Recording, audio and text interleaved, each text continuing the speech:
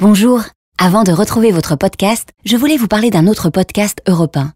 Il s'appelle Sage Meuf. Il parle de la maternité avec des témoignages de jeunes parents et tous les conseils pour gérer au mieux l'arrivée d'un bébé. En plus, à chaque écoute de Sage Meuf, Carrefour s'engage à verser un don pour soutenir le Collège national des sages-femmes de France. Avec les marques Carrefour Baby et Tex Baby, Carrefour accompagne les bébés au quotidien. Des produits alimentaires et d'hygiène, du textile, de l'équipement. Avec Carrefour, on a tous droit au meilleur. Et surtout les bébés. Allez maintenant, place à votre podcast. Je m'appelle Anna Roy, j'ai 36 ans et je suis sage meuf, comme j'aime tant le dire.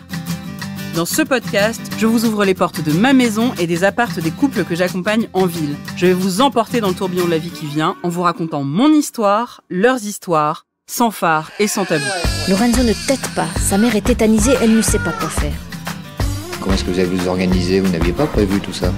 Oh bah non, fini les petites habitudes qu'on peut prendre au bout de 6 ans de mariage. Dans cette nouvelle saison, je réponds aux questions que vous me posez juste après l'accouchement. Parce qu'on le sait moins, mais les sages-femmes s'occupent aussi des nouveau-nés, c'est-à-dire des enfants jusqu'à 1 mois et même un peu après. Ce podcast est fait pour vous, chers parents. Il est fait pour vous servir et vous divertir, et si j'y arrive, eh bien, j'aurai tout gagné. Alors bienvenue dans Sage Meuf. Épisode 2. Dois-je préserver mon enfant de mes émotions? Septembre 2014, 14h, visite dans le 19e arrondissement de Paris. Il fait un temps de chien et j'arrive au 15e étage d'une tour immense.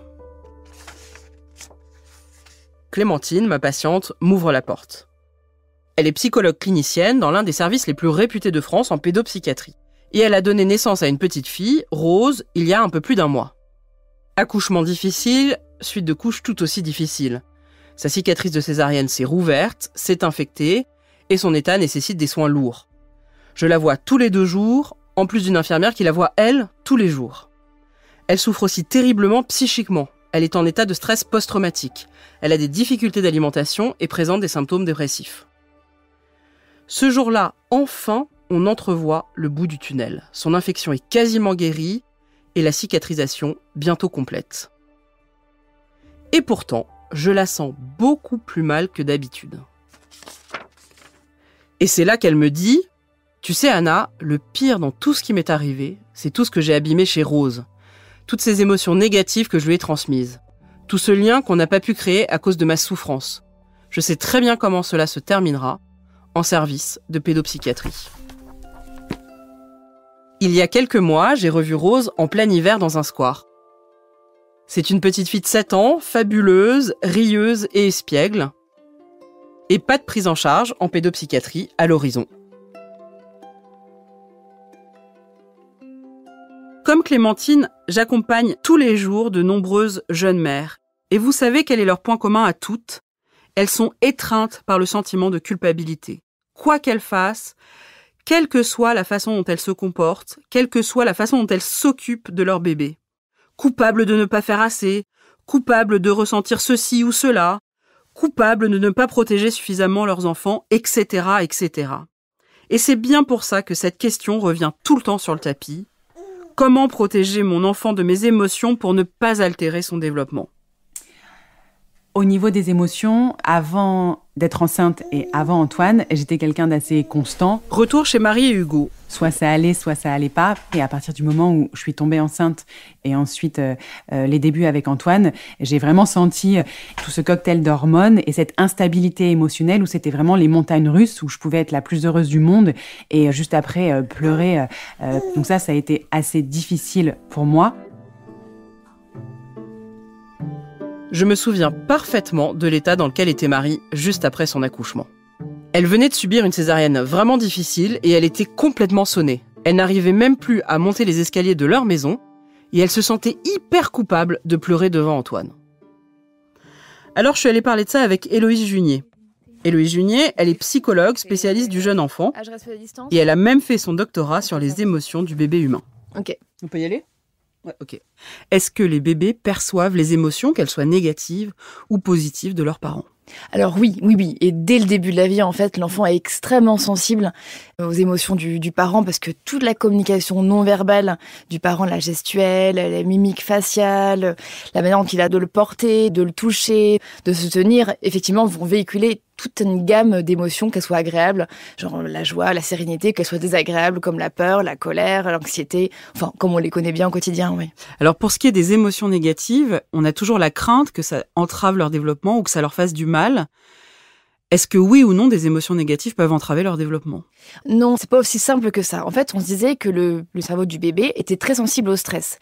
C'est vrai, mais pas n'importe quel stress. Il est sensible au stress qui est prolongé ou au stress qui est intense. Ça peut être par exemple des violences conjugales, ça peut être par exemple un parent qui répond vraiment jamais aux besoins du bébé parce qu'il n'est pas disponible suffisamment, mais c'est pas ne pas répondre de temps en temps, c'est vraiment ne pas répondre de manière régulière et conséquente. C'est vraiment important de le dire aux jeunes parents parce que je pense qu'ils se mettent une pression de dingue, souvent. Donc, avec nos émotions, qu'elles soient positives ou négatives, qu'est-ce qu'on en fait ? Est-ce qu'on les cache ? Est-ce qu'on les dit ? Est-ce qu'on raconte tout ? Qu'est-ce qu'on fait ? Je pense, en fait, on devrait les dire comme elles viennent. Tu vois, on devrait en faire un non-problème. Les parents sont venus à se dire « Oh là là, mais là, si je suis inquiète, si je suis angoissée, forcément, ça va le contaminer, il va avoir le cerveau abîmé, c'est pas bon. » En fait, c'est pas que c'est bon ou c'est pas bon, c'est juste que c'est un fait, mais c'est pas ce stress-là qui va abîmer le cerveau d'un bébé.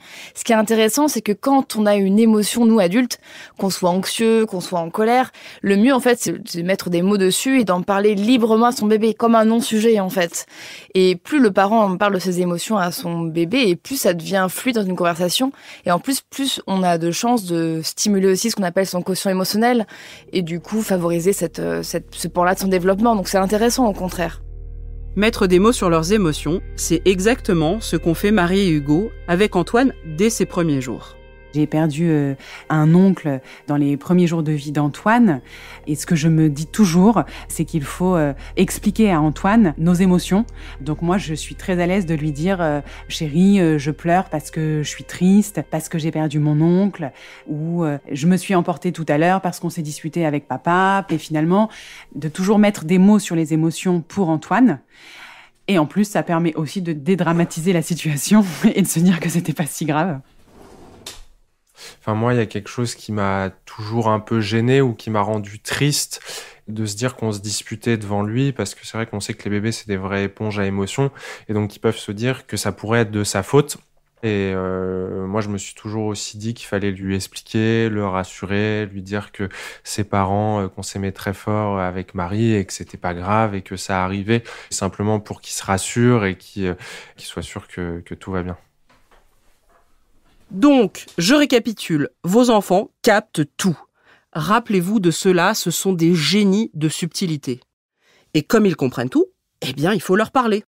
Racontez-leur vos difficultés et vos états d'âme, ne leur cachez jamais rien. Et n'oubliez pas aussi, pour la justesse du propos, c'est important de leur dire ce que vous trouvez de drôle et de plaisant dans votre vie. Enfin, un dernier conseil pour la route. Quand ça va pas, quand on sent qu'on n'arrive plus à gérer toutes ces émotions parce qu'on est dans un contexte trop difficile, par exemple, ou qu'on va pas bien physiquement aussi, eh bien, faut pas hésiter à venir nous voir avec vos bébés pour essayer de détricoter la situation. Venez chercher de l'aide. Alors, venez chercher de l'aide auprès de qui ? Eh bien, auprès de nous, les sages-femmes, nous, les médecins, nous, les professionnels de la santé mentale, les psychologues et les psychiatres. Franchement, vous avez tout à gagner à venir nous voir et rien à perdre. Et puis, pour le sentiment de culpabilité, alors là, par contre, aucun conseil à donner, parce que j'ai tout essayé pour m'en défaire et j'ai toujours rien trouvé. Sage Meuf est un podcast original Europe 1 Studio produit par Adèle Imbert. Cet épisode a été écrit par moi, Anna Roy. Julien Tarot a assuré la réalisation et le mixage. Merci à Héloïse Junier, Marie, Hugo et Antoine, et à tous mes patients, petits et grands, sans qui rien n'aurait été possible. Si ce podcast vous a plu, abonnez-vous, parlez-en autour de vous et laissez-nous des étoiles ou un commentaire sur votre application d'écoute préférée.